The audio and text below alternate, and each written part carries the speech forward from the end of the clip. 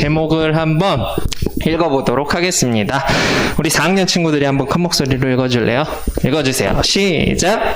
엘리야가 이세벨을 피해 도망쳤어요. 네, 오늘은 엘리야가 이세벨을 피해 도망친 이야기인데 지난주 말씀이랑 이어지기도 하고 지난주에 이제 질문을 막 한 4학년 친구가 있어가지고 그거 이야기하고 오늘 말씀을 좀 들어가 보도록 할게요. 그거 이야기 끝나면 불 꺼주시면 돼요. 영상을 볼 거니까. 이제 1절 말씀을 한번 보면 친구들 1절 말씀에 보면은 같이 한번 볼까요? 아합이 엘리야가 행한 모든 일과 그가 어떻게 모든 선지자를 칼로 죽였는지를 이세벨에게 말했다라고 되어 있죠. 오늘 말씀의 이제 발단입니다. 오늘 말씀이 일어나게 된 이유를 1절에서 설명하는데 이 무엇을 말했는지 선지자들이 왜 죽었는지는 우리는 지난주 말씀을 통해서 알 수 있어요. 엘리야와 싸웠던 850명의 선지자들이 있었죠. 뭐를 했어요? 기도 대결을 했어요. 네, 엘리야가 이겼죠. 엘리야가 이기면서 엘리야가 이제 그 선지자들을 막 다 죽여요. 그래가지고 그 산이 지난주에 산 영상으로 한번 봤죠. 그 산이 피바다가 됩니다. 난리가 나요. 근데 이제 어떤 친구들이 질문을 좀 했죠. 아니 하나님께서는 사랑이시고 하나님께서는 사람들을 사랑하신다고 했는데 왜 선지자인 엘리야는 그렇게 그 선지자들을 다 죽였나요? 라는 질문을 했어요. 굉장히 중요한 질문이라고 생각을 해요. 그리고 오늘 말씀에서도 이 일 때문에 이제 왕이었던 아합 말고 왕비였던 이세벨이 화가 나서 엘리야를 죽이려고 막 찾으려고 들죠. 자신이 데리고 있었던 선지자들, 제사장들을 다 죽인 거잖아요. 그럼 이제 제사를 누가 드려요? 제사장들이 보통 당시에 예배를 드리고 제사장들이 그런 일들을 했는데 아합과 아세라를 섬기던 신들에 대한 제사장들을 엘리야가 다 죽였으니 아합도 화가 났을 거고 이세벨도 화가 났을 거예요. 그런 상황에서 엘리야는 한 명이었는데 그러면 어떻게 850명을 죽였을까라는 생각도 들지 않아요? 혼자서? 일단 850인데?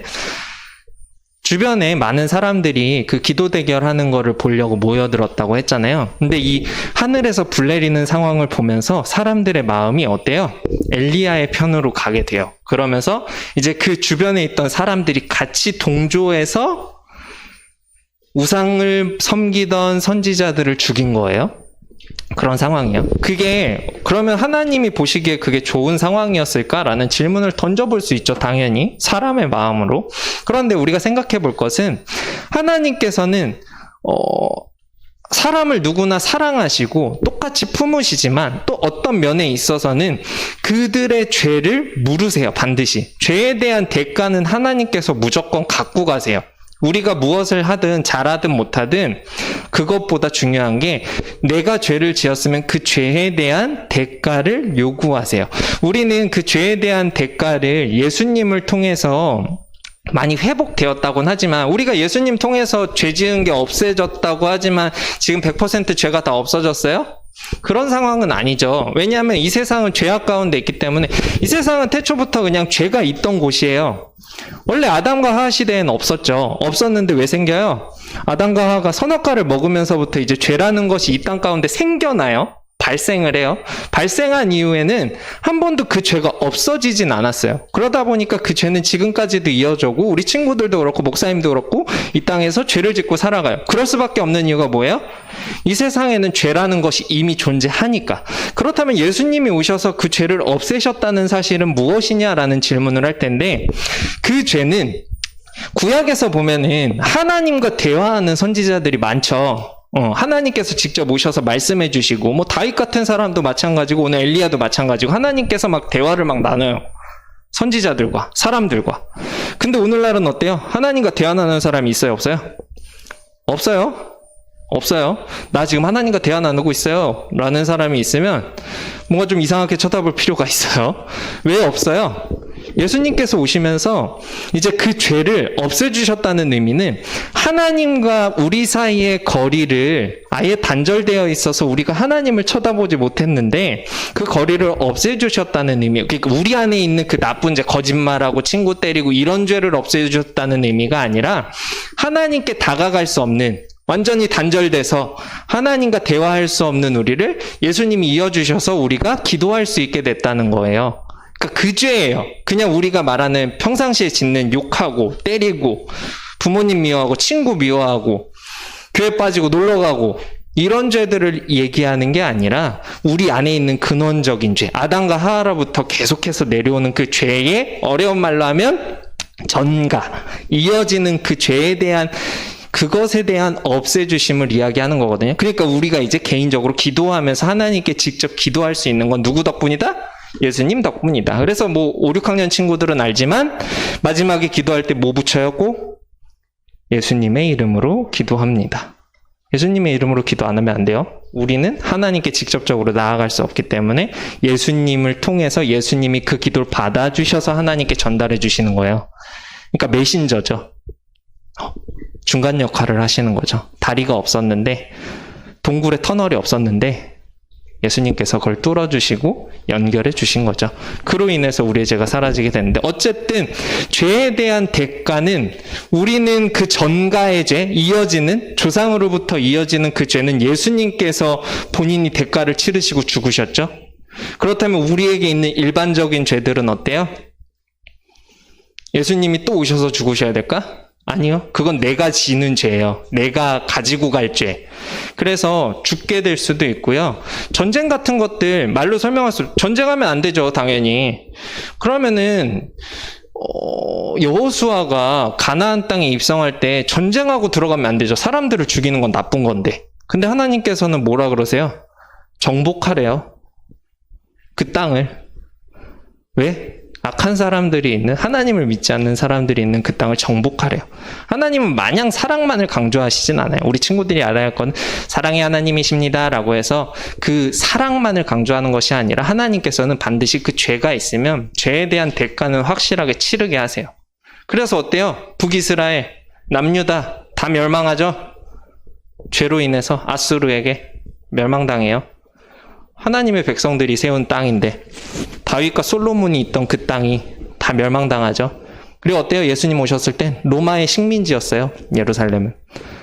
하루도 평안한 적이 없어요. 근데 예루살렘이라는 이름의 뜻은 평안의 도시예요. 굉장히 웃기죠? 역사를 품고 있는 게 예루살렘이다. 그래서 죽이고 죽는 것은 어찌 보면 우리가 봤을 때는 하나님과는 어울리지 않는다라고 생각할 수 있지만, 하나님께서 필요하실 때는 사람을 통해서 사람을 치세요. 그래서 북이스라엘, 남유다도 멸망했고 많은 사람들이 포로로 가서 고생을 했고, 이거는 북이스라엘, 남유다만의 이야기가 아니라 출애굽기 내에서의 이야기도 마찬가지죠. 이스라엘 백성들이 애굽에서 고통을 많이 당하죠. 그런 것들은 우리의 죄 안에서 일어나는 일들이기 때문에 결코 그로 인해서 하나님의 사랑으로 다 덮을 수 없는 일들이라고 볼 수 있을 것 같아요. 일반적으로 우리가 생각했을 땐 사랑의 하나님이시만 그 안에 공의, 의롭다 하심, 그 의가 뭘까요? 잘한 건 칭찬하시고 못한 건 벌하시는 것. 우리 부모님들이 예를 들어서 우리 친구들한테 항상 욕을 해도 칭찬하고, 친구를 때려도 칭찬하고, 못된 장난들을 쳐도 칭찬하고, 어휴 잘했어. 어릴 땐 그러면서 크는 거야 라고 하면 나중에 20살이 되고 30살이 되고 우리 친구들이 성인이 됐을 때 우리 친구들의 마음에는 어떤 생각이 가득할까요?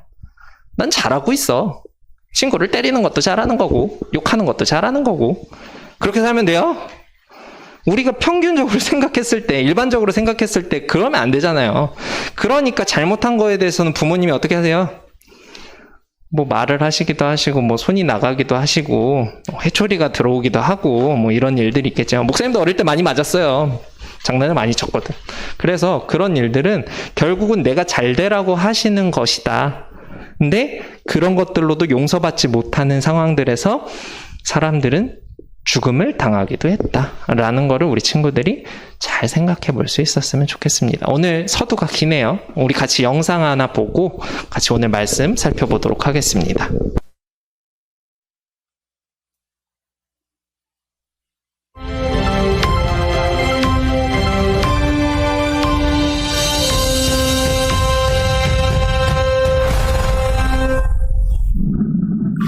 안녕하세요. 이번에는 열왕기 상하에 대해 살펴보겠습니다.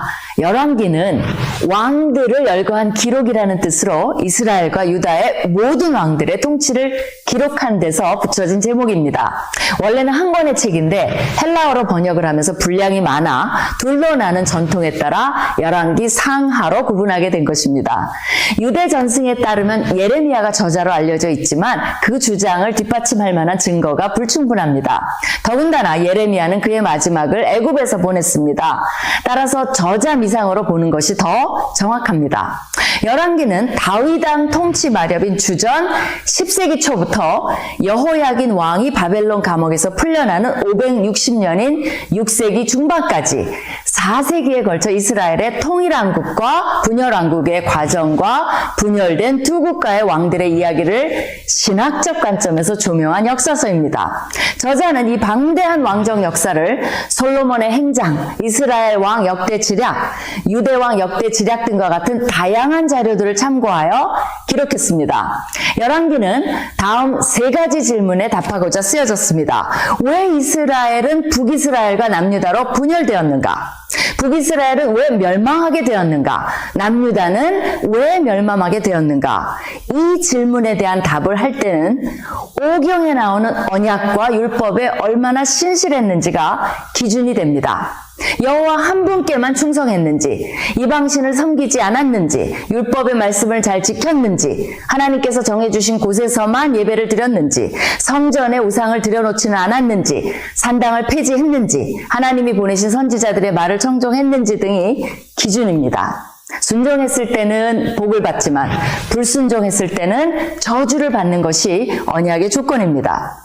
열왕기는 오경, 특히 그 중에서도 신명기 법이라는 렌즈를 통해 평가하여 두 국가가 멸망하게 된 이유를 밝힘으로써 역사에서 교훈을 얻게 하기 위해 쓰여진 것입니다.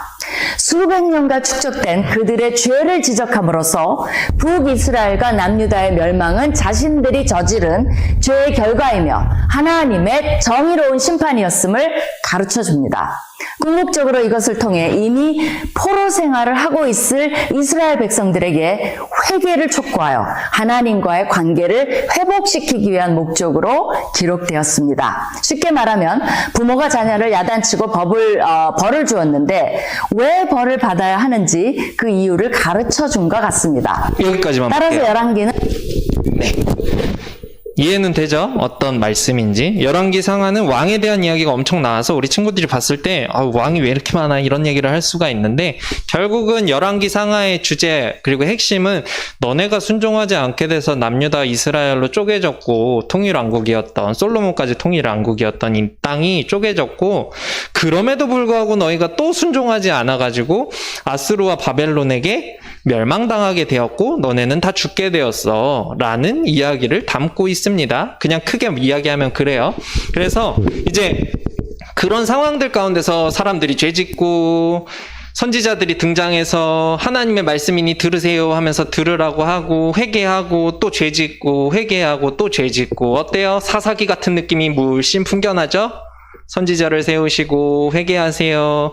행복하게 지내다가 또 죄가 들어와서 또 죄 때문에 또 안 좋아지니까 또 선지자가 등장해서 회개하세요. 그냥 계속 순환이에요.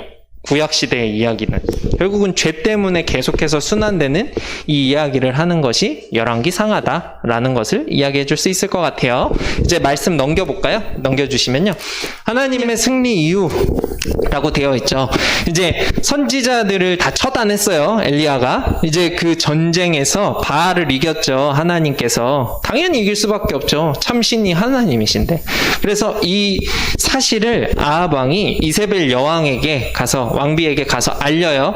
이런 일이 있었고 우리가 데리고 있었던 850명의 선지자들이 다 죽게 되었다. 이세벨이 근데 보통 사람이 아니었던 것 같아요. 화가 나서 엘리야 잡아오라고, 내가 죽이겠다고, 어떻게 감히 나의 충성스러운 선지자들, 나의 제사장들을 다 죽여? 라고 하면서 엘리야를 잡으려고 막 흥분을 했나 봐요. 화가 났어요. 그래서 말씀에 보면은 19장 2절에 이런 얘기를 하죠. 이세벨이 엘리야에게 사신을 보냈대요. 사신을 보내서 내가 내일 이맘때에 내 생명을 저 사람들 중 하나, 저 사람들은 누구예요? 죽은 선지자들처럼 너도 그렇게 만들 거야.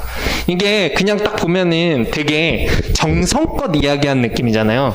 보면은 내가 내일 이맘때에는, 그러니까 너는 내일 죽을 거야. 이 얘기를 그냥 하는 건데 되게 멋있게 내 생명들 중 내가 사랑했던 생명들과 같이 될 것이다 라고 이야기를 해요. 그냥 간단하게 말하면 너는 내일까지 내가 죽일 거야 거든요.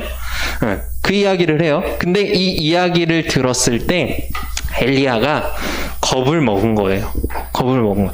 자신은 하나님께서 하신 말씀에 순종해서 기도하고 그 기도의 응답을 받은 것 뿐이고, 그로 인해서 주변에 있는 백성들이 동조하여 그 거짓 선지자들을 죽인 것인데 왜 나를 죽이려고 하느냐라는 마음을 가지고 있었던 거죠. 그래서 보면은 이세벨과 아합은 바알 우상을 숭배했다고 했잖아요. 그래서 내가 그렇게 너를 죽이지 않으면, 엘리야 너를 내가 이세벨이 죽이지 않으면 내가 믿는 신들이 나에게 벌을 내릴 거다.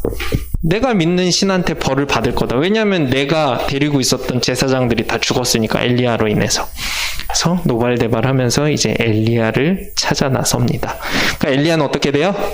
도망가겠죠? 그래서 3절 이후의 말씀에 이제 엘리야가 도망가는 이야기가 나와요. 다음 넘겨주시면요.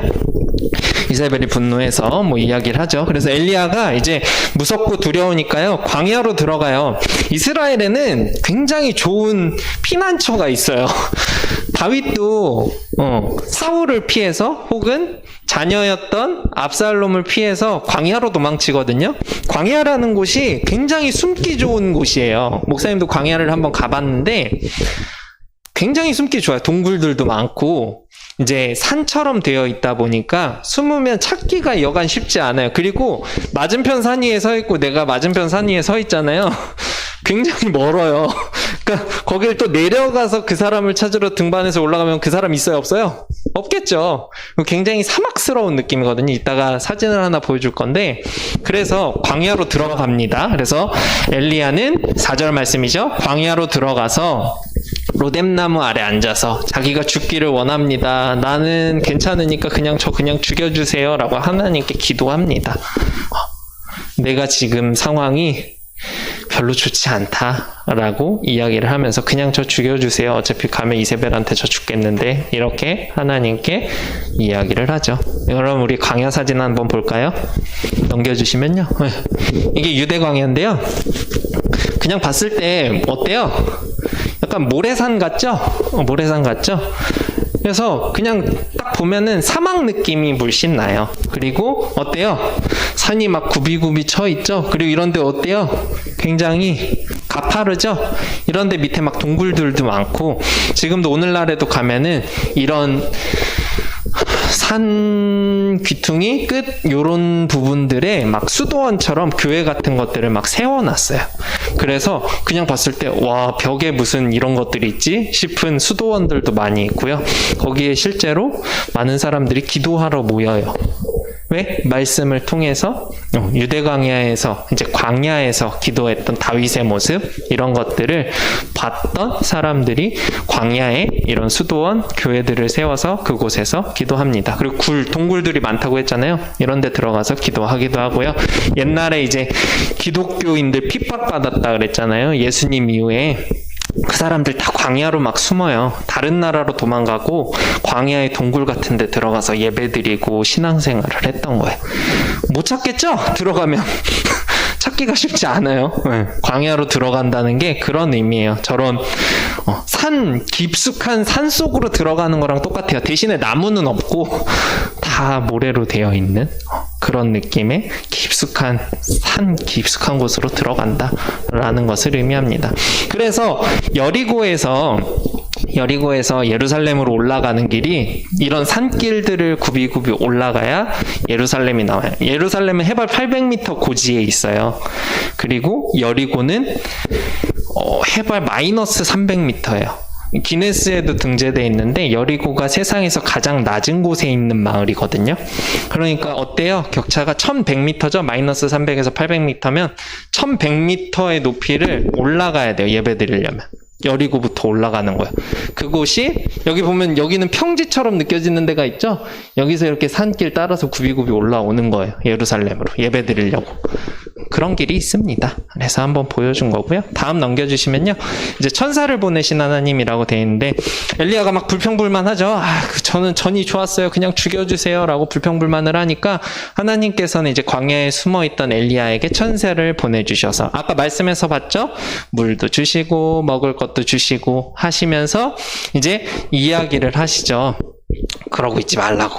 그러니까 이제 엘리야가 음식을 먹고 힘을 얻어서 아까 40주 40야라고 되어 있는데 그냥 똑같이 말하면 40일 주야 밤낮. 그러니까 40일 밤낮으로 걸었다는 거예요. 40일 밤낮으로 걸어가지고 시내산에 도착을 합니다. 근데 여기서 말하는 시내산은 어딜까요? 시내산 하면 떠오르는 사건이 있어요? 친구들? 시내산이 거기에요. 모세가 율법 받은 산. 그러니까 40일 동안 걸어간 거예요. 광야를 지나서 브에세바라는 곳이 이스라엘 예루살렘 땅에서 가장 남쪽 지역인데 사람이 살 수 있는 가장 남쪽 지역인데 이 브에세바 밑으로 내려가면 이제 거의 그냥 생 사막이에요. 아무것도 없어요. 어디까지? 이집트 가는 길까지 그냥 다 사막이에요. 사막. 광야예요. 아무것도 없어요. 뭐 나무도 별로 없고 아무것도 없어요. 그런 시내산도 그러니까 똑같이 모래로 된 산이거든요. 흙으로 된 산이고 그래서 그곳까지 40일 동안 간 거예요. 꽤 멀다는 걸 알 수 있겠죠? 이스라엘부터 시내산까지. 시내산이 이스라엘 안에 있지 않아요. 이스라엘에서 좀 벗어난 곳에 있는데 지금도 학자들은 시내산이 어디다라는 추정이 많은데 정확히 어딘지는 몰라요. 정확히는 어딘지는 모르는데 학자들이 추정하는 곳은 이스라엘 내에 있진 않고 조금 떨어진 곳에 있어요. 어쨌든 이 시내산에 도착을 했대요. 그래서 밑에 보면 모세에게 십계명 주신 곳인데 이곳에 도착을 하게 됩니다. 넘겨주시면요. 이제 할 일을 명하시는데요. 이제 시내산 동굴로 들어가요. 시내산에도 또 동굴이 있겠죠. 아까처럼 그런 곳들이 있으니까 피난처가 있겠죠. 그리고 낮에는 너무 더워요. 목사님도 가보니까 40도, 기본 40도거든요. 여름에 가면. 목사님이 요르단을 한번 갔었는데 43도였어요. 너무 덥더라고요. 그러니까 해가 떴을 때는 밖에 다니는 게 진짜 힘들어요. 그냥 서 있어도 목이 메거든요. 막 목마르고. 그러니까 막 사람들이 다 얼굴 막 뭐 다 뒤집어 쓰고 눈만 보여요. 옷도 얇은 거, 더우니까 얇은 거 입을 것 같죠? 다 긴팔 입어요. 왜 그럴까? 햇빛이 너무 세서 다 타버려. 피부암이 걸려요. 그러니까 다 그렇게 하고 고기들 있잖아요. 우리는 보통 정육점 같은 데나 마트에 가면 고기가 어디에 들어가 있어요? 뭐 냉동을 해놓죠. 차가운 데다 놓잖아요. 이스라엘이나 이런 데는 고기들이 있으면 그냥 햇빛에 놔요. 왜 그럴까? 구우려고? 40도에는 안 구워질걸?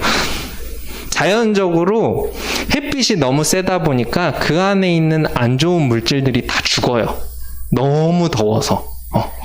그러니까 벌레나 기생충들 이런 것들도 뜨거워서 못 살아. 그러니까 더운 나라는 오히려 우리나라 같이 좀 애매한 기후를 가진 나라들은 냉장 보관을 고기들을 하는데 목사님이 가서 놀랬던 거는 더운 나라들은 거기뿐만 아니에요. 동남아시아 같은 데 가봐도 비슷해요. 고기들을 그냥 밖에 가판에다 그냥 전시해놔요. 햇빛을 통해서 거기 있는 안 좋은 것들을 다 없애는 거죠. 뭐 파리 같은 게 있겠어요? 날도 더운데 파리도 못 살지. 그래서 그렇게 해놓더라고요. 어쨌든 그 동굴에 있는 엘리야에게 나타나신 하나님께서 너가 할 일은 이러한, 너가 지금 해봤잖아. 선지자들과 대결해봤잖아. 내가 옳다는 거 너도 알잖아. 내가 참 신인 거 알잖아. 그러니까 너가 아는 나에 대해서 나를 모르는 이스라엘 백성들에게 가르쳐줘야지 지금 숨어서 뭐하고 있니? 라고 하시는 거예요. 용기가 없었던 거죠. 엘리야도 어떻게 보면은. 그래서 맨 밑에 보면 기름을 부어 너를 대신하여 선지자가 되게 하라 라고 되어 있는데 여기서 이제 엘리사에 대한 이야기를 해요. 엘리야의 제자가 엘리사인데 엘리사를 만나서 기름을 부으라고도 이야기를 하고요. 뭐 하사엘, 예후라고 되어 있죠. 너는 지금 광야에서 다메섹으로 가서, 다메섹은 또 어딜까요? 지명이 너무 많이 나오는데 여기도 이스라엘은 아니에요. 이스라엘은 아닌데 다메섹 하면 생각나는 인물 누가 있을까요? 300달란트 다메섹 신약 다메섹에서 다메섹 도상에서 예수님을 만난 바울 맞아요. 300달란트 주세요. 바울이 만났던 그 다메섹 다메섹 그곳으로 가요. 그러니까 지금 우리가 지금 지도로는 안 보고 있는데 엘리야의 여정이 어떠냐면 예루살렘 있는 광야에 있다가 남쪽에 시내산을 갔다가 다시 다메섹은 갈릴리보다 높은 데거든요. 다시 저 위로 올라가는 거예요. 왔다 갔다를 엄청 많이 하는 거거든요.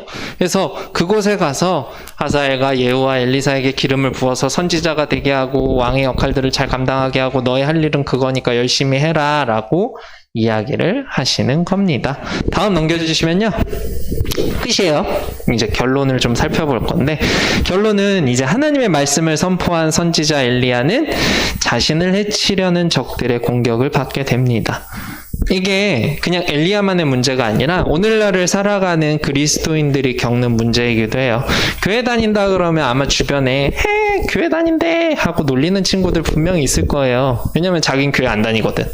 혹은 뭐 다른 종교를 믿거나 뭐 나는 성당 다니는데 나는 불교인데 뭐 나는 뭐 다른 거 안 믿어 나는 무교야 뭐 이런 친구들이 있겠죠. 다양하잖아요. 사람들의 생각은.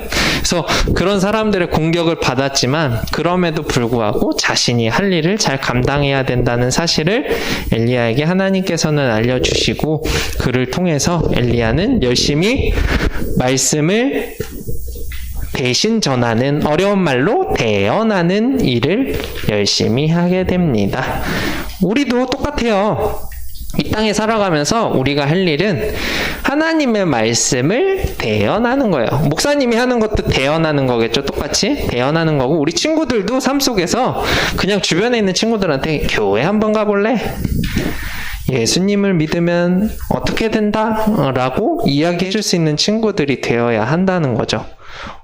근데 그러려면 어떻게 돼야 돼요? 우선은 내가 먼저 하나님을 바르게 믿고 내가 먼저 예수님을 믿는 마음이 있어야 남한테도 권하겠죠.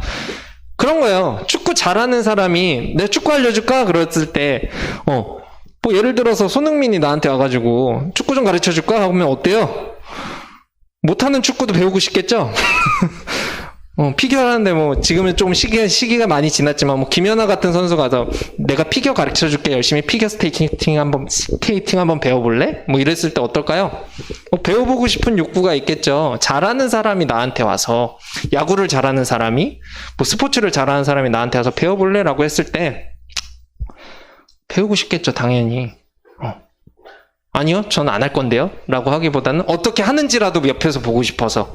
마찬가지로 우리도 하나님을 믿는 사람들로서 어떠한 모습? 하나님을 믿는 사람이라서 저 사람은 다르구나 라는 모습을 우리의 삶 속에서 보여줄 수 있어야 된다. 세상 사람들과 그냥 똑같이 옆에 친구 욕하니까 나도 욕하고 친구 때려주니까 옆에서 같이 때리고 뭐 할 때 이제 막 다 싫다 그러고 주변 사람들에게 피해를 끼치고 안 좋은 이미지를 심어주고 그러면서 나 교회 다녀 라고 하면 어떨까요?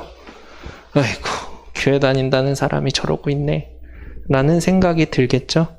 그러니까 우리의 삶이 딴 것보다 중요해요. 누군가에게 내가 이것을 권할 때 그것을 잘해야죠. 축구를 잘하는 사람은 축구를 잘해야지 권할 수 있는 거고 말씀이나 믿음을 가지고 있는 사람들은 말씀이나 믿음에 대해서 내가 스스로 확신이 있어야 다른 사람한테 권할 수 있겠죠. 내가 확신이 없으면 예수 믿으세요 할 때 어떻게? 예수 믿으세요 하겠죠. 확신이 없으니까. 확신이 있으면 어떨까요? 예수 믿으세요. 안 믿으면 지옥 가요. 안 믿으면 천국에 못 가요. 라고 이야기할 수 있겠죠. 내 안에 일단 내가 우리 표어 하나님과 먼저 가까이 하는 친구들이 되어서 그 가까이 하는 모습이 우리 친구들의 생각과 마음과 삶을 통해서 나타날 수 있었으면 좋겠다는 겁니다. 그래서 마지막에 보면 옛적의 선지자들을 통하여 여러 부분과 여러 모양으로 우리 조상들에게 하신 말씀이 뭐래요? 마지막 날에는 아들을 통해서 우리에게 말씀하셨다. 이게 뭐예요? 하나님께서 구약시대의 선지자들을 통해서 하셨던 말씀. 너네 죄 그만 지어. 너네 죄가 뭔지도 모르니까 내가 십계명 줄게. 십계명 등장했죠. 십계명을 줬음에도, 기준을 줬음에도 어때요? 죄를 막 지어요. 죄를 지으니까 아휴, 역시 사람은 어차피 십계명 다 못 지킬 거 아셨던 하나님께서 십계명을 주신 이유는 뭐예요? 그거라도 한번 지켜보라고. 세상을 살면서 못 지킬 거 아셨어요. 우리도 지금 십계명 다 잘 지키고 살까요? 못 지키고 살아가는 부분들이 얼마나 많은데, 예수님 믿는다고 하면서도. 그러니까 그런 죄로 인해서 하나님과 단절된 우리의 지금 삶의 모습들을 예수님이 오셔서, 그 말씀이에요. 마지막 날엔 아들을 통하여 우리에게 말씀하셨으니 예수님을 통해서 그 죄를 없어주셨다. 그래서 우리는 지금 하나님과 기도할 수 있다. 기도할 수 있어요. 우리 하나님과 직접. 예수님의 이름으로. 예수님을 통해서. 너가 할 수 있어. 내가 할 수 있어. 구약시대 사람들은 못했어요. 선지자를 통해서 말씀하시는 그 말씀을 들었고, 내가 직접 못하다 보니까 어때요? 더 믿음이 생기기 어렵겠죠? 내가 직접 다가가는 게 아니고 주변인을 통해서 말씀을 들었으니까. 근데 오늘날은 어때요? 내가 직접 하나님과 교제할 수 있어요. 기도는 대화하는 거예요. 4학년 친구들이 와서 이야기를 하는데, 기도는 대화예요. 우리 친구들이 기도는 대화라는 사실을 잊지 마셨고, 올 한 해는 하나님을 가까이 할 수 있는 초등부 친구들이 되었으면 좋겠습니다. 기도할게요.